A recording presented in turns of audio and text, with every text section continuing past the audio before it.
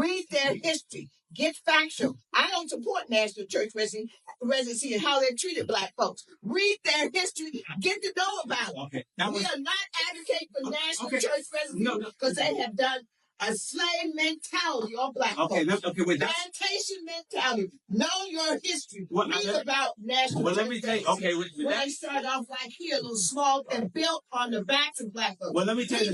Now I'm glad you did that. So that's why we had discussion when we had our historic black church Trinity joining with them. Yeah. All right then. So you see, sometimes the slave master isn't always white. It looks just like you and me. All right. So the question should come to, why did they join with them?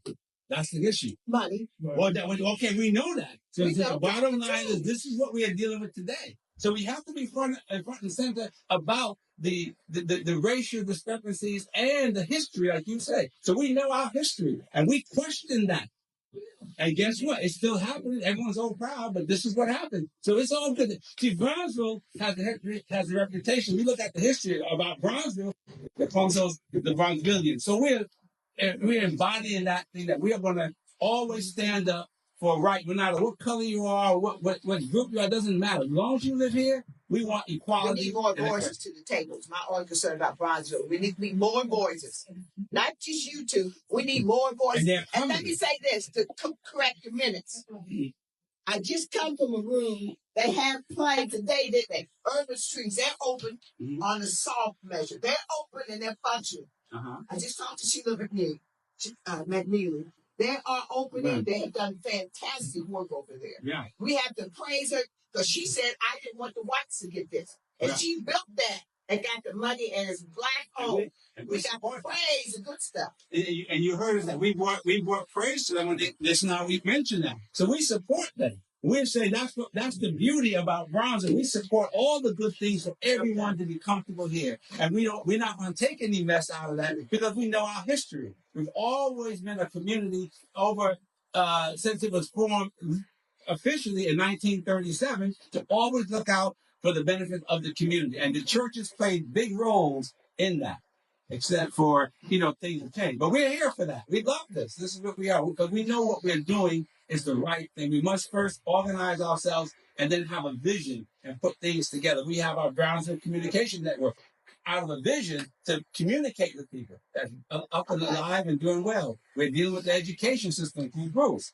We're doing our beautification through Dr. Rutherford. So we're doing and the development community, we're doing all these things so that we can have these things. But you're right. The city for proper representation is not that. So whoever comes in there, and I'm going down to council on Monday. I'll be there Wednesday too. You need to challenge. I'm going on Monday and let them know what we expect. Wednesday they can pick what they want, but I'm going to tell them what it is because it's set up that they have full control of who they put in there. We don't have that kind of control. And that's what we tried to tell people. So yes, if they pick someone, they will know that they're going to be over Bronzeville. You're not going to do what Shayla Favors did, by not giving us a representative vote when we come in things like this. You must stand by us, and if not, then we got a problem with you. And National Church residents and Mr. Davis, Trinity, several here also went to the commission meeting back in July and discussed this. We brought up concerns about National Church residents, big concerns that we wanted to address. After the meeting, we were out in the hall. I was verbally and also physically assaulted by Mr. Davis in the hallway. All kinds of witness. The commission heard it, saw it. He had to be restrained. 2 times he said, in the name of the Lord, I'm going to take you out. This phrase came at me. I went down to the city prosecutor's office, filed action. They didn't do anything. I tried to get a protection order. They didn't do anything. All right? So that is a result of us standing up to National Church residents and Mr. Davis. Okay? He had 2 services online, 2 following Sundays, where he threatened to take us out. He said, I know where they live, okay? So everybody knows. So you need to know We've challenged National Church residents. I've been to their property up there on Henderson Road and delivered 2 documents cataloging all this. So they're aware of it. So they have their project.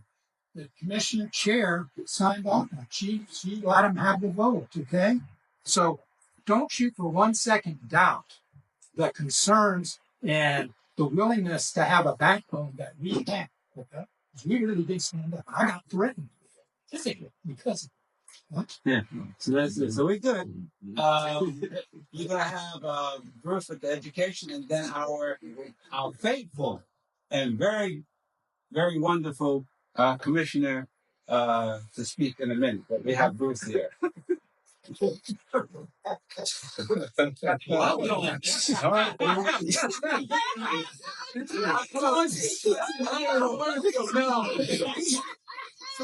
So here's where I'll start off.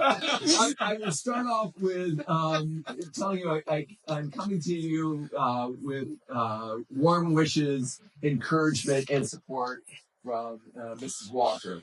She's definitely engaged, interested, and just give you her best. So it's been a little bit over an hour just before coming over here. So I wanted to share that with you. So she's in good spirits and doing well.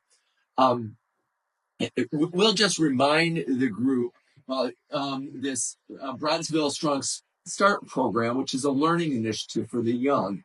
I want to remind the group just briefly that this is an outcome of a number of different efforts, both that were supported and have been supported by the Bronzeville Neighborhood Association, the Near Neighborhood Partnering Ministry of Broad Street Presbyterian Church, and an organization that Mrs. Walker and Willis Brown and others are part of, called Bronzeville Rising, in which we were listening to the neighbors about what was the most important thing that they wanted done in the neighborhood. Took over a year, did focus groups, and then initiatives were kicked off. And a couple of those, one was the Bronzeville Communication Network that came out of that work. So, and you know about that. We also had the Near Area Youth Collective, which is doing a number of different things. Actually, this group, in regards to the food cooperative, was an initiative that came out of that. And the beautification effort that is going on with the district attorney alternative sentencing program and others that are volunteering in the neighborhood to beautify the neighborhood. And we'll get up on the Bronzeville Communication Network just some of those pictures of before and after of all the work that's been done there, which is just outstanding.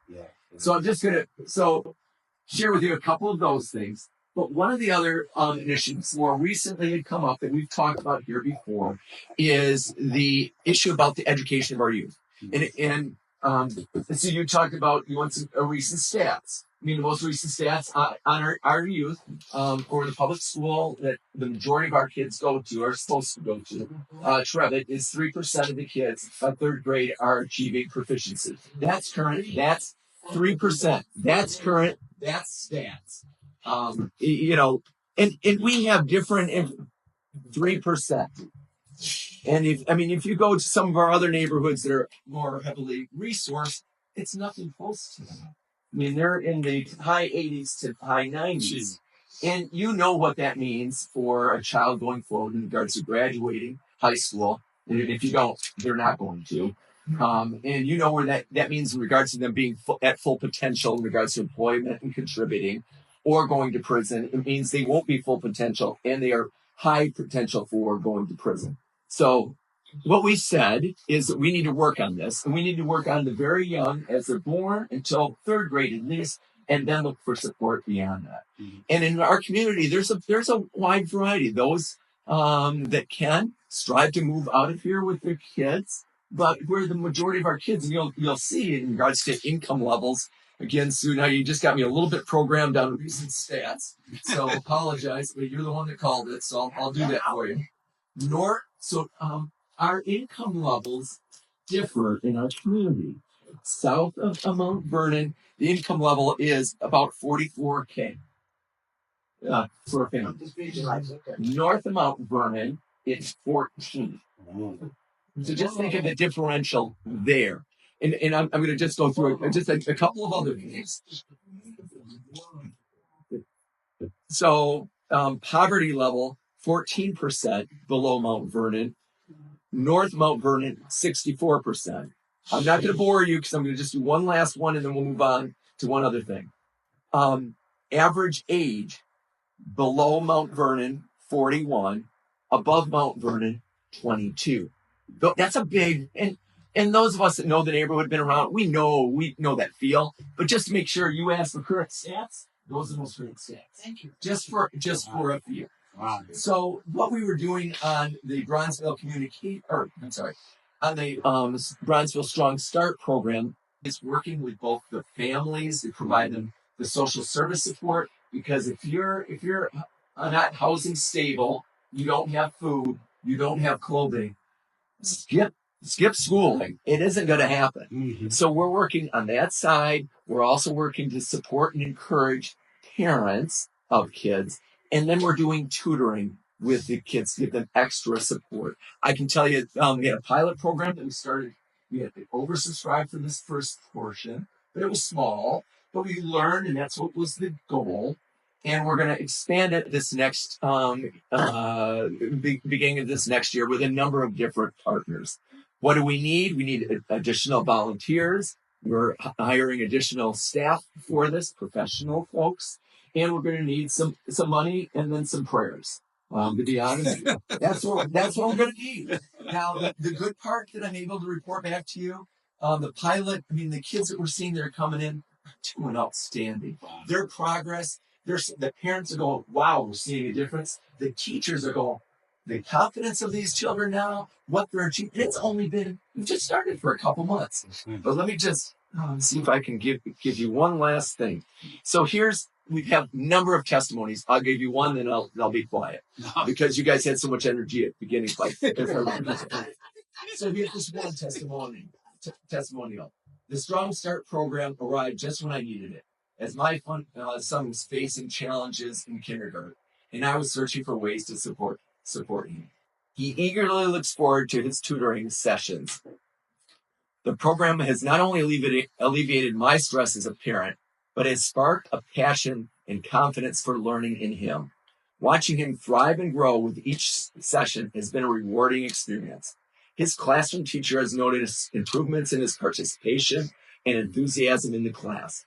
It's heartening to see how the small steps we're taking today are laying a strong foundation for his future education.